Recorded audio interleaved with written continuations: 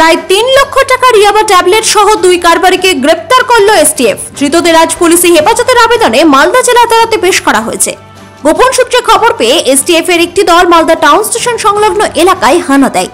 তথ্য অনুযায়ী 2 যুবককে হেফাজত থেকে উদ্ধার হয় 1 কেজি ইয়াবা ট্যাবলেট। গ্রেপ্তার করা হয় 2 যুবককে। ধৃতদের নাম লক্ষ্মীকান্ত রায় এবং রামপ্রসাদ সরকার। ধৃতদের বাড়ি মুর্শিদাবাদের গোদাবাড়ি এলাকায়। প্রাথমিক জিজ্ঞাসাবাদে পুলিশ জানতে পেরেছে ধৃতরা উদ্ধার হওয়া ইয়াবা ট্যাবলেট শিলচর থেকে মুর্শিদাবাদের দিকে নিয়ে যাচ্ছিল।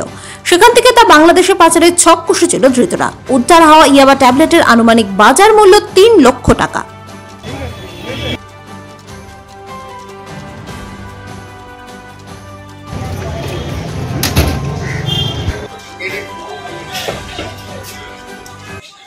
পাথর ছাড়াই প্রতিকার সম্ভব। মালদার প্রাচীনতম ভৃগু বংশ জ্যোতিষী পণ্ডিত এস শাস্ত্রী।